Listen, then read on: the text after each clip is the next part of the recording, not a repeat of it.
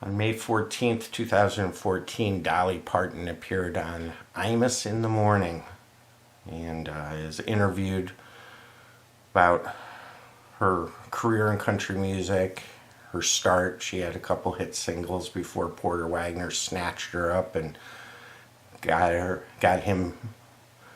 to be on his TV show for like 7 years. And in the interview, she talks about how she wrote her best-known song, "I Will Always Love You," for Porter. Not because of love, but to kind of grease the pathways off his show and onto her own career. And the deal he cut with her is, let me produce this song and you can go. And we all know what's happened with that number. As Dolly explained, she charted with it twice. She then had a duet version with Vince Gill chart. And then, of course, the huge mammoth worldwide hit that Whitney Houston had with the song. Dolly also talks about how the music business had already gone to hell by 2014, and the only way to make money was through your publishing. So we stress to all you musicians, control your intellectual property. Control your copyrights. Claim your rights on YouTube and all these other streaming services. Make money off your art. Please welcome to the program, Dolly Parton. Good morning, Miss Parton. Well, good morning to you. So are all of your songs autobiographical?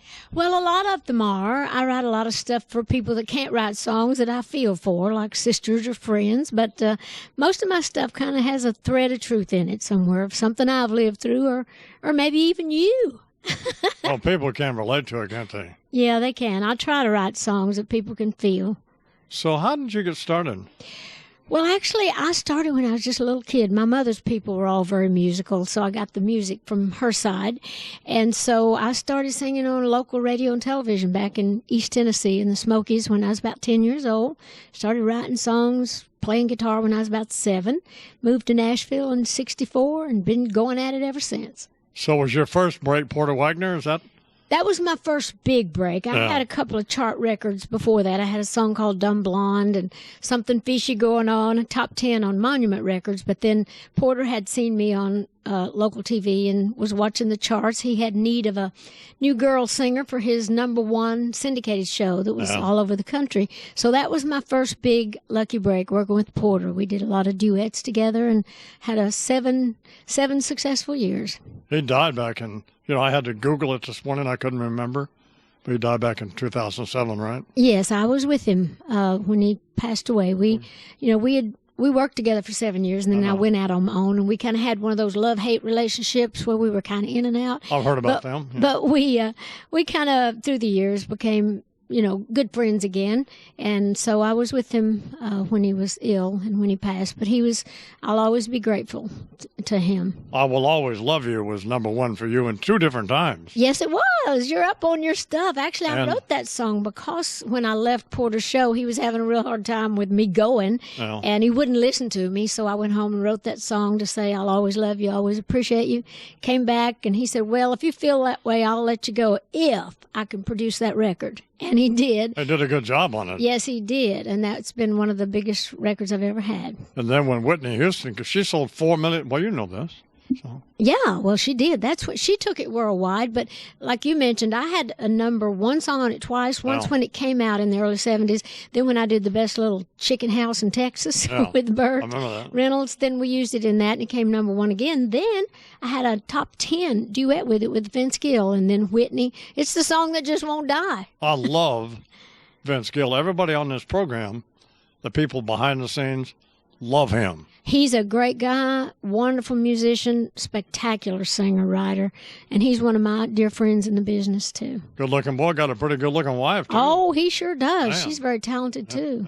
Yeah. So, this new album now, tell me a little bit about it. Well, it's called Blue Smoke, and I chose that title because we have a lot of bluegrass harmonies and instruments, but also the Cherokee right across the mountain from where I grew up. They call the Smoky Mountains Chickanahay, which means land of blue smoke.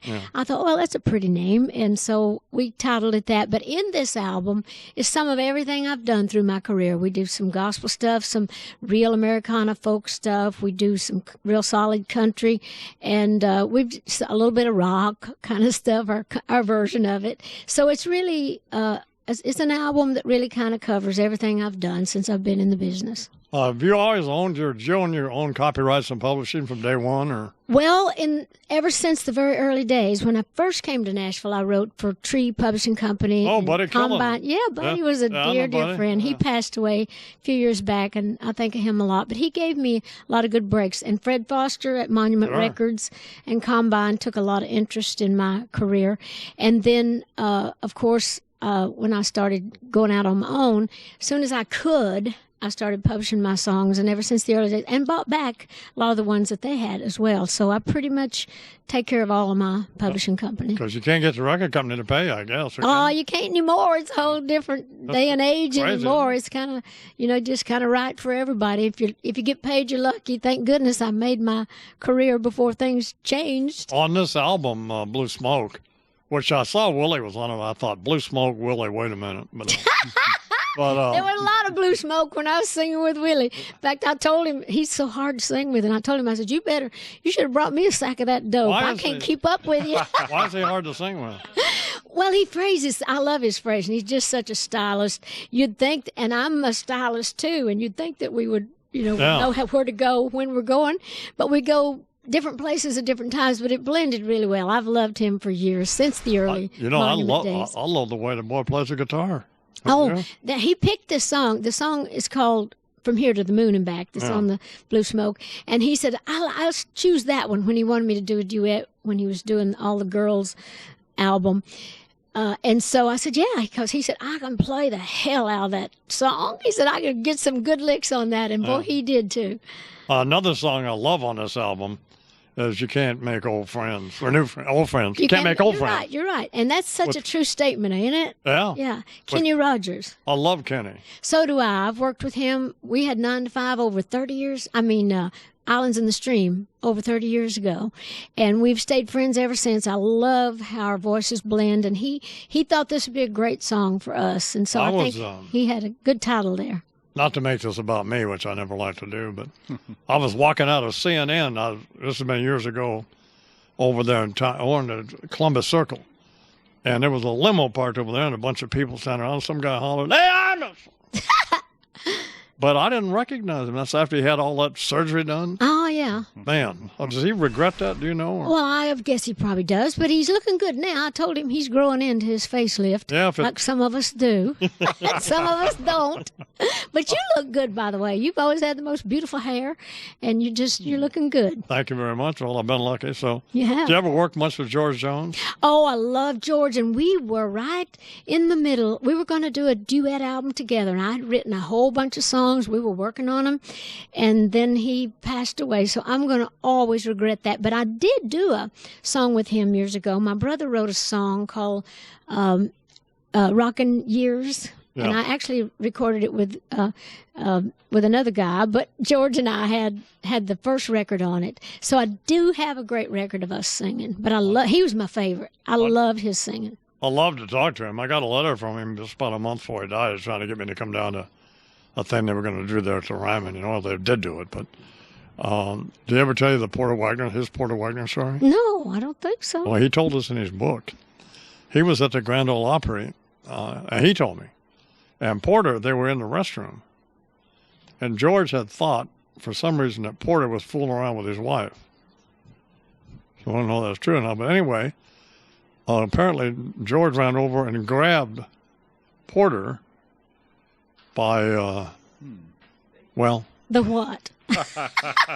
By the porter. Okay. By the porter, by little Porter. It was dry. I said, George, why would you tell that? He said, well, it happens. And I don't doubt that it's true.